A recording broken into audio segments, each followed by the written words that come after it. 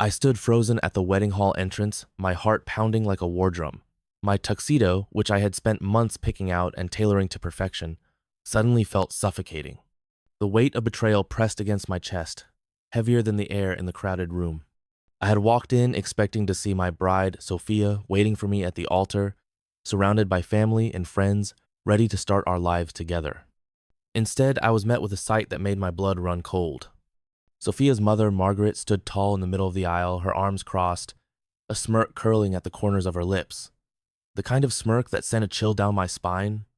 Her eyes locked onto mine, and with a voice dripping in artificial sweetness, she said the words that shattered everything. "You're no longer needed." A murmur rippled through the crowd, heads turned. Eyes darted between me and the woman who had just dismissed me like I was some uninvited guest. I blinked. Surely I had misheard. Margaret tilted her head, her smirk deepening. Sophia has made her choice. My stomach twisted.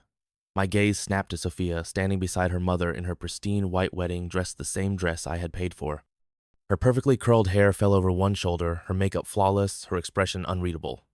And then, she spoke. "My real man is taking your place."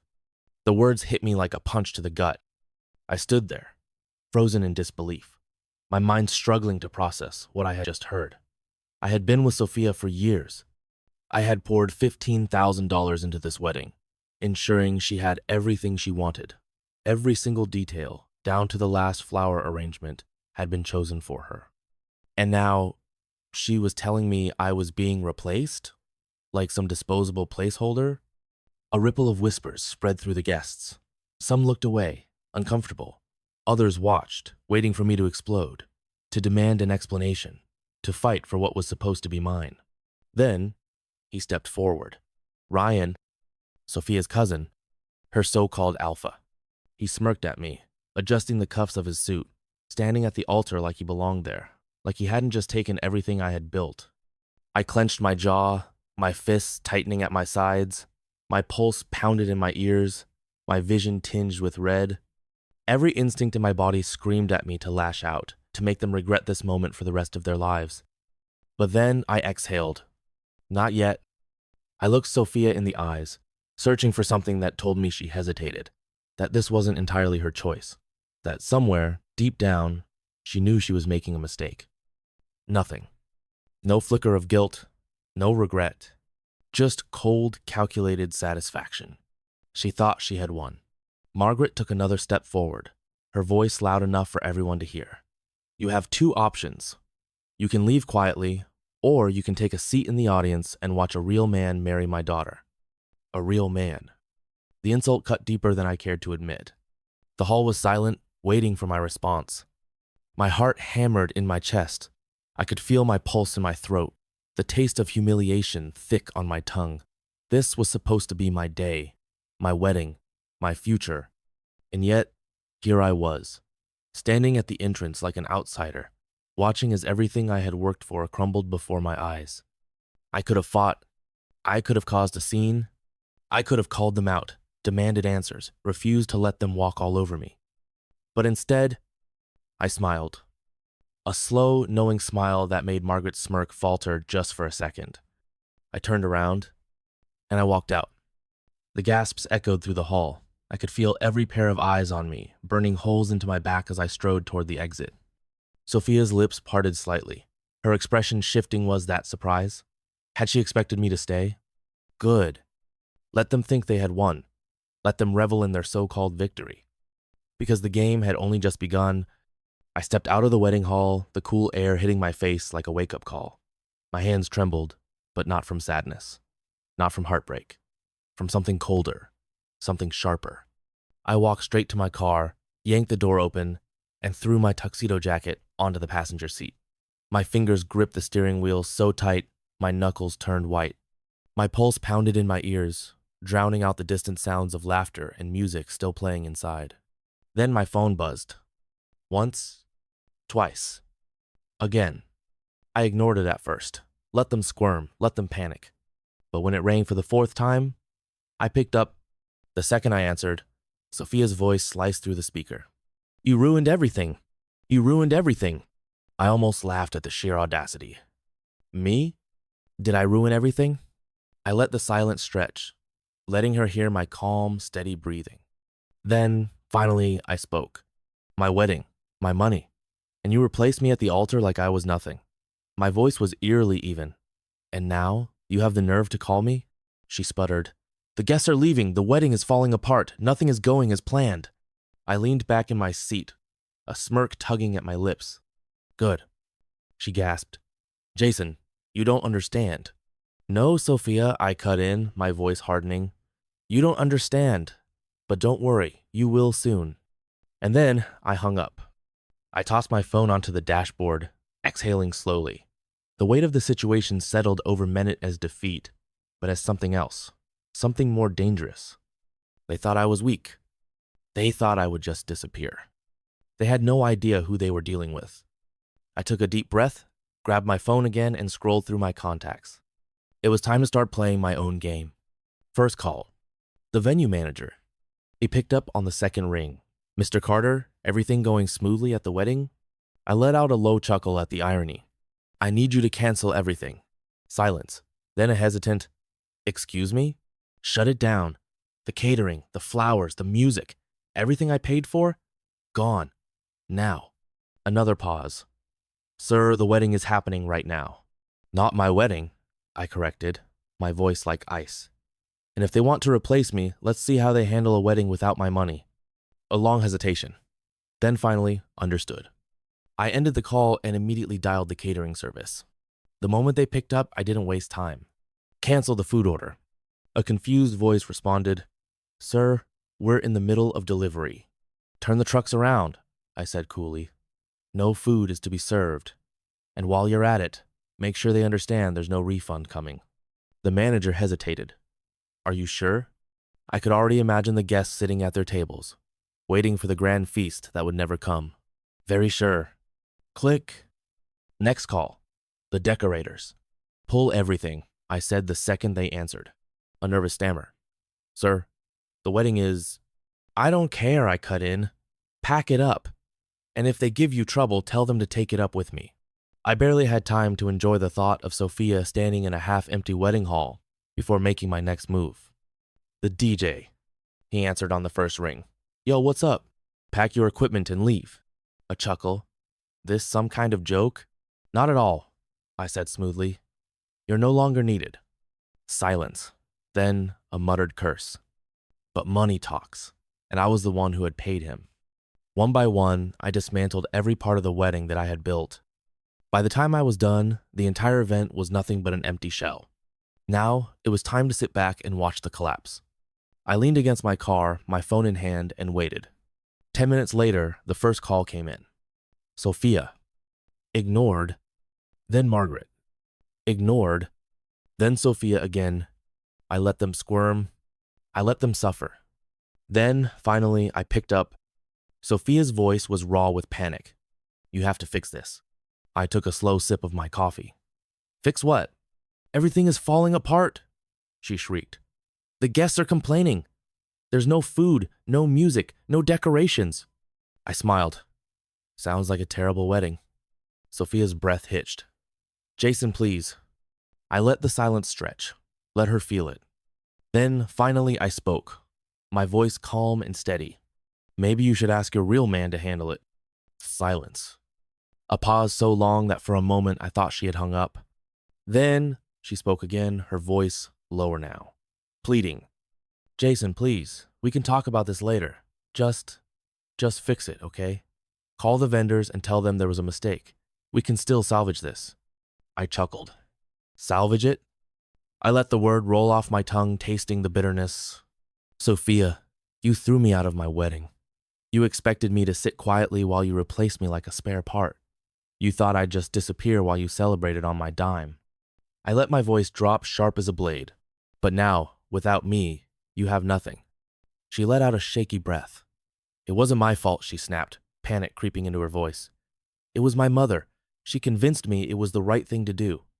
I leaned back in my seat, twirling my car keys between my fingers. Oh, so you're just a puppet now? That's not. Let me ask you something, Sophia. I cut in, my tone like steel. When she told you to replace me, did you hesitate? Did you fight for me? Did you tell her no? Silence. I smirked.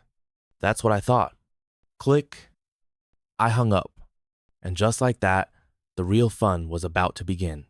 The wedding hall was in chaos. Guests sat awkwardly at their tables, shifting uncomfortably in their seats, whispering among themselves. The floral arrangements were being pulled down by the decorators, centerpieces vanishing one by one. The once beautifully set tables now looked bare, like an abandoned banquet that never began. The music, which had been playing softly in the background, suddenly cut off.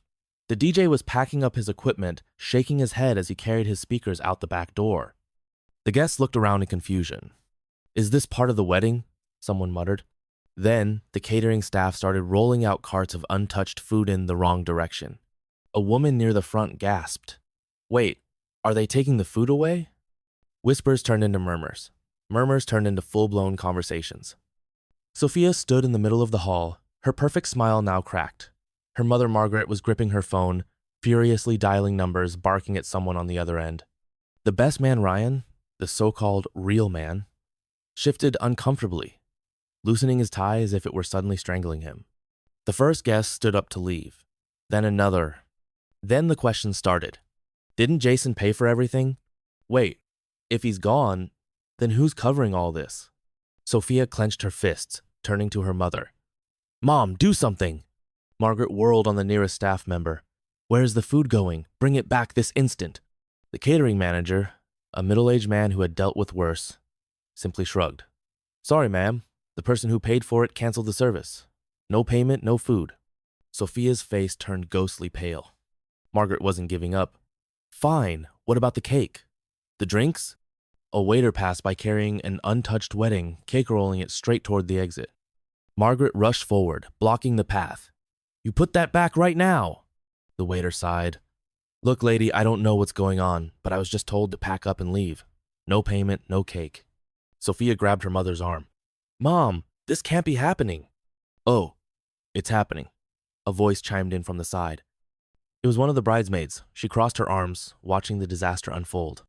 Sophia turned toward her, eyes blazing. "What is that supposed to mean?" The bridesmaid smirked. "Well, I'm just saying, it's kind of weird, isn't it? How did Jason pay for everything, but you kicked him out? And now, everything's falling apart." A few guests overheard the comment and nodded in agreement. Then another guest spoke up. "Wait, so Jason paid for this wedding?" Silence. Then another voice. "Then why is Sophia marrying someone else?" The whispers spread like wildfire. Sophia spun in place, scanning the crowd, feeling the shift in the room. The excitement and celebration had been replaced with something else. Judgment. Doubt. Then the doors burst open. Two uniformed police officers strode inside, their eyes scanning the hall. Margaret's face lost all color. What is this?" she sputtered. One of the officers approached, holding a folder. "We received a report of financial fraud connected to this venue." His eyes landed on Margaret. "Ma'am, we need to ask you a few questions." A hushed gasp rippled through the room. Someone near the back whispered, "What the hell is going on?" The officer continued. "Mr. Jason Carter filed a fraud report earlier today. Upon investigation, we found unauthorized charges made in his name charges linked to this event." Margaret took a step back, forcing a laugh. "That's ridiculous. Do you know who I am?" The officer remained unimpressed. "Ma'am, we need to discuss multiple transactions made using Mr. Carter's funds luxury purchases, venue deposits, even a down payment on a car. We have the financial statements to confirm it." Sophia slowly turned toward her mother, her face twisting in horror. "You used Jason's money?" she whispered. Margaret didn't answer.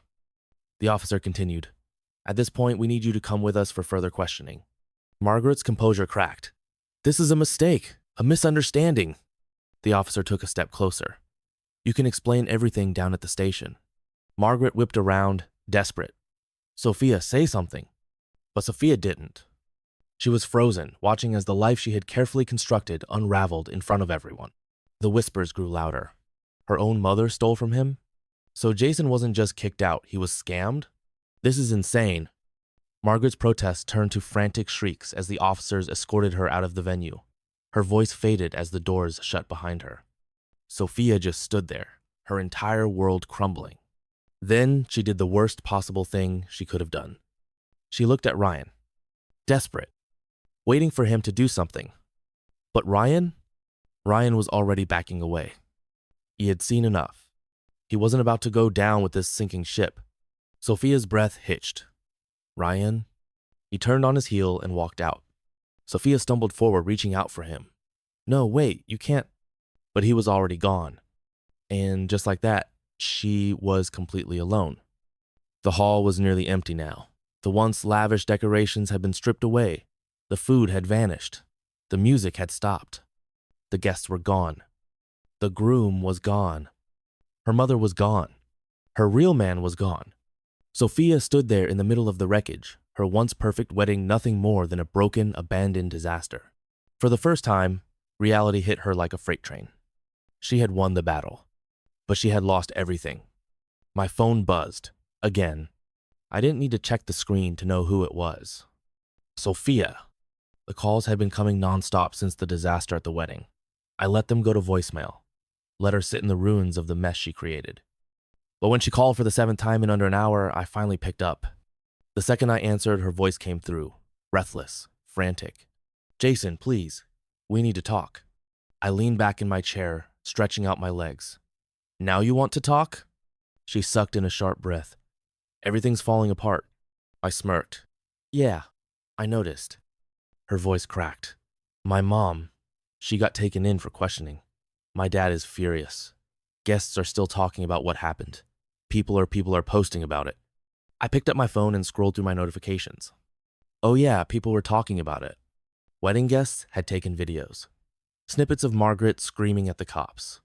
Footage of the catering team rolling the untouched wedding cake out the door. A clip of Ryan walking out on Sophia. All of it had gone viral. Sophia's so-called dream wedding had turned into a public humiliation event. I could almost picture her, pacing in whatever expensive hotel room she had fled to, hands shaking as she watched her world burn. She let out a shaky breath. Jason, you have to stop this. That made me laugh. Stop what? I haven't done anything. You know what I mean, she snapped. People are dragging my family online. Someone called my dad's office. Our business partners are distancing themselves. I cut her off. And how exactly is that my problem? Silence. She didn't have an answer. Because she knew she was asking for mercy when she had given me none. Her voice softened.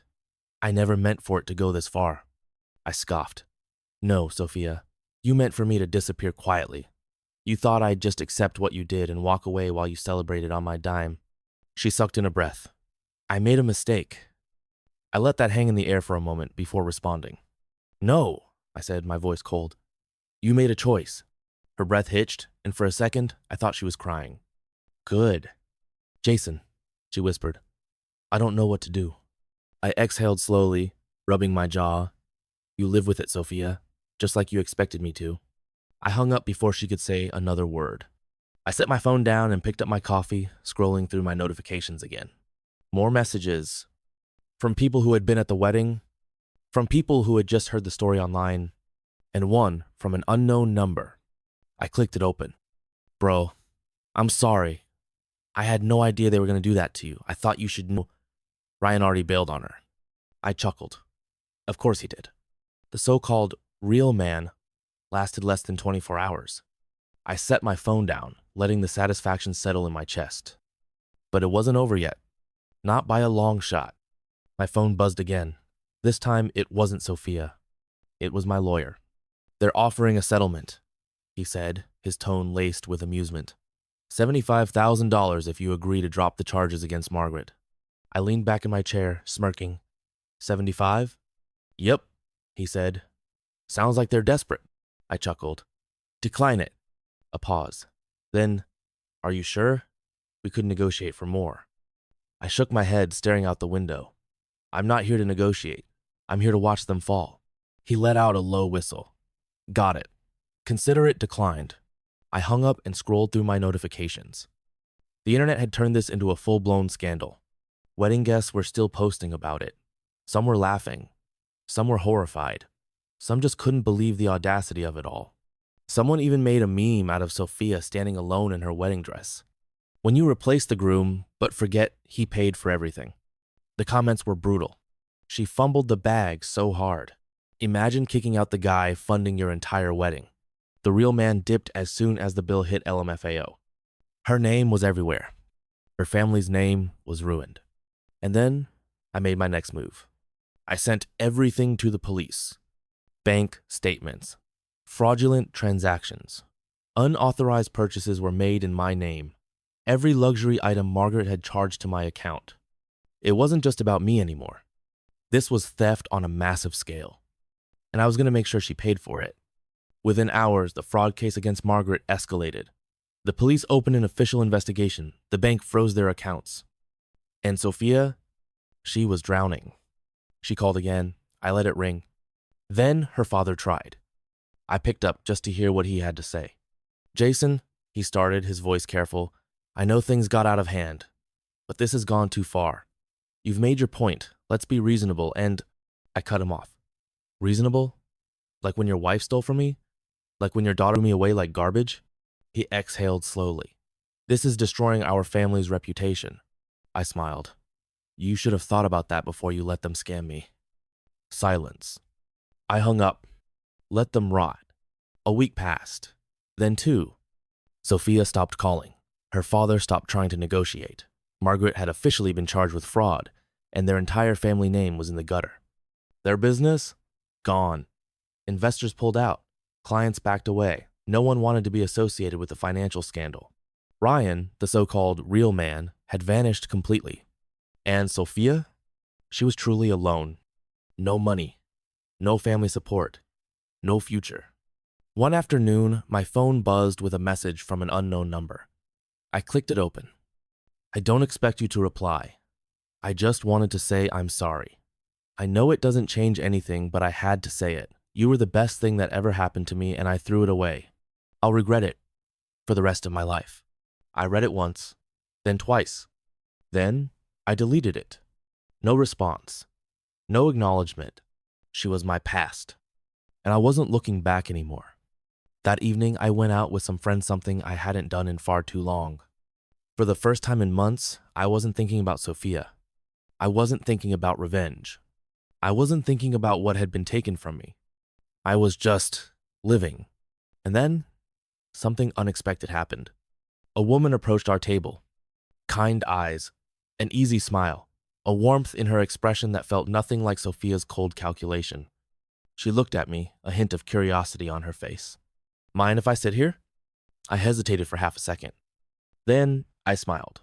Go ahead. And just like that, my new life began. Because Sophia thought she had ruined me. But in the end, she had set me free.